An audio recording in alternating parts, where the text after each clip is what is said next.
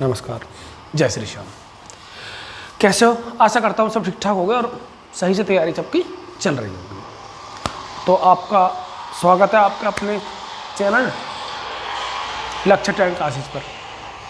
तो मैंने कुछ फुल फॉर्म तो पहले करा दी और थोड़ी सी फुल फॉर्म ये है, और जो मोस्ट फुल फॉर्म आती हैं पेपरों में, तुम देख लेना आराम से, थोड़ा माइंड को सेट करके और नोट कर लेना। सभी पेपरों में लाभदायक होंगी भाई, देख लेना। और क्लास सही लगे तो चैनल को लाइक, शेयर और सब्सक्राइब कर देना। देखो, यूपीआई की फुल फॉर्म होती है unified payment interface.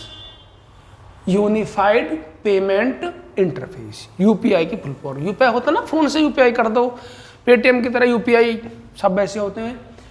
NEFT, national electronic fund transfer, ये भी पैसे के ट्रांसफर के लिए होता है। NEFT, national electronic fund transfer.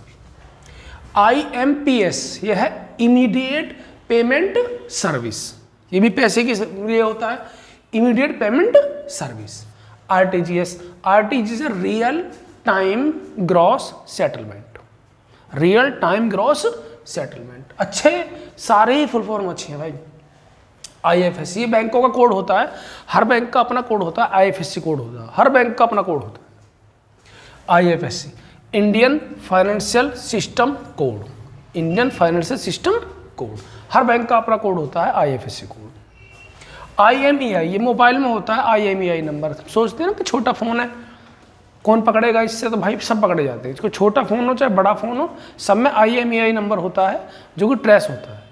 अभी जो पेपर लीक हुआ था उसमें इसी को ट्रेस किया जा रहा है। सिम को ट्रेस नहीं कर रहे, वो इस नंबर को ही ट्रेस कर रहे हैं। IMEI number, international mobile equipment identity, international mobile equipment identity, IMEI number.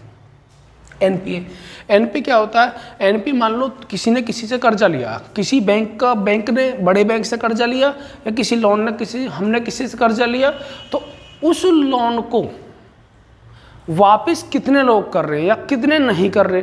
मान लो लोन ले लिया और लोन को हम वापस नहीं कर रहे, तो उस बैंक का एनपीए डाउन चला जाए, उस बैंक का एनपीए डाउन चला जाए।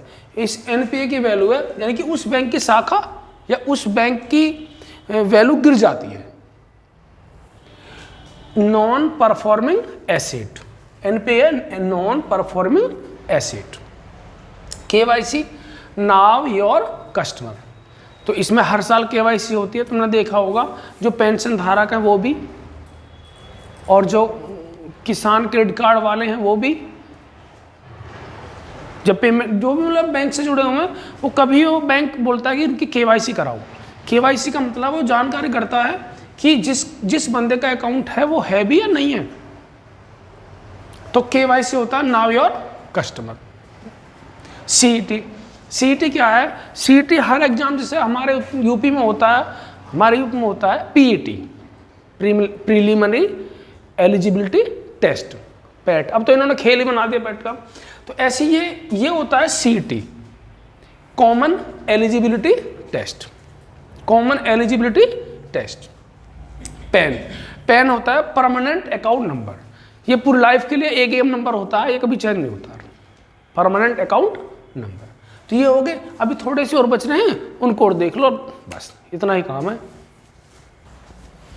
देखो बच्चे, ये और थोड़ी सी बची है, इनको और देख लो, लाल इनको और देख लो, बस थोड़ी बची है। TRAI, ट्राई, जो फ़ोन होते हैं, जितने भी सेल फोन है, उनके लिए जो नियम लागू करता है वो ट्राई करता है।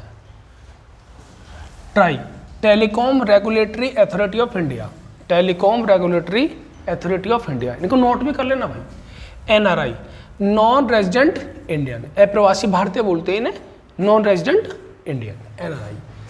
IPO, initial public offering, initial public offering, ये प्रश्न बहुत पेपर में आता है। CRR, ये बैंक की रेट है, CRR, SLR और MSF, ये मैंने तो इनकी रेट बताई भी वर्तमान में, ये हर 4 महीने के बाद बदलती रहती है। 3 बार हर 3 महीने के बाद बदलती है। बुझ ली कि RBI की दरें कितने महीने बदलती है, तो 3 महीने में, एक वर्ष में 4 बार बदलती है। एक वर्ष में कितना बदलेंगी? 4 बार। तो CRR cash reverse repo, cash reverse repo वर्तमान में 4.5% चल रही है। SLR का statutory liquidity ratio, statutory liquidity ratio SLR वर्तमान में हमारे 18% चल रही है। MSF marginal standing facility, marginal standing facility ये हमारी वर्तमान में 6.75% है। ये RBI की दरें हैं। STD हेलो वाली STD है, subscriber trunk dialling, subscriber trunk dialling. SEBI SEBI SEBI security exchange board of India. SEBI को मैं डिटेल में पढ़ाऊंगा इसलिए मैं इसके बारे में कुछ नहीं बता रहा हूँ।